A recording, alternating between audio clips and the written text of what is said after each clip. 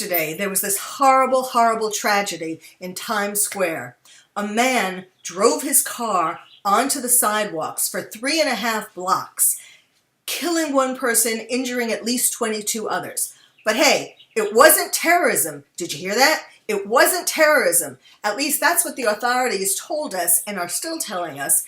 They started telling us this 1 second after it happened, when they couldn't possibly know what it was. Nobody knew, and certainly the people running for their lives thought it was terrorism, especially since it was in Manhattan, where there was 9/11 and where there was the Chelsea bomb, and of course that's what people would think. But right away the authorities told us, no, no, no. They tried to tell us that it was the man was drunk, and it turned out that he only had 0 alcohol. But let me go back and tell you exactly about what we know about this man so far. His name is Richard Rojas. He's 26 years old. He's a Navy veteran. He was in prison in the Navy for part of the time, and he got a dishonorable discharge. He had some violent episodes. When he got out, he was furious at the government. He wrote conspiratorial posts. He railed against taxes and parking tickets and police stops. He was born in the Bronx. He fought of conspiracy theories against him. He was paranoid. He wanted to own his own clothing business, and his dreams fell apart. His life was just going downhill. And he did start drinking and smoking marijuana and taking drugs. And he had threatened to kill police. A week before this incident, he threatened a notary. He told him that he was stealing his identity, and he grabbed his neck. This was a violent kind of guy. After this incident, he was in Times Square. He was taken to Bellevue, and he was giving rambling explanations for what he did. He said that he was trying to do suicide by cop. He said that he was hearing voices and telling him to kill, and he said, God made me do it. Now, do we know for sure the day after this incident that the God he was referring to wasn't Allah? We can't know anything yet for sure, other than the fact that there was no alcohol in his blood, and supposedly we know already that he was positive for PCP, and they think also that he was on synthetic marijuana. Now, he could also have an underlying mental illness like schizophrenia because of his age and because of hearing voices and so on, if that's all true. So now this is very personal to me because I was born and bred in New York and spent countless hours in Times Square. So, of course it feels like it could have been me on that street being mowed down. Now, I know what you're thinking. I see everything as a terrorist attack because I'm the terrorist therapist, so that's what I do. But no, I'm actually concerned that people tell us, this happens time and time again, that the authorities say, before they really know what it is, that it's not a terrorist attack. Now, this is the same kind of attack that we just heard about happening in London, right? The same kind of scenario where a man took his car and mowed down people in the street. It also happened in France.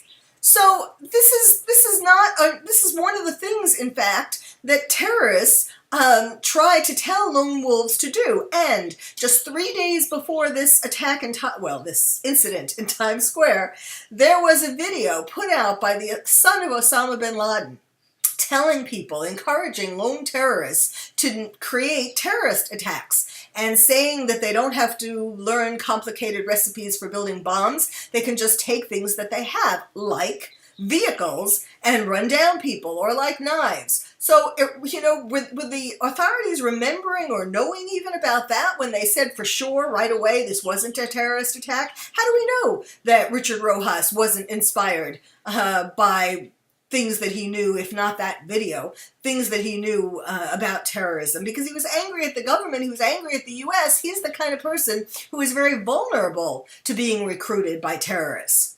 So, clearly he was doing this intentionally.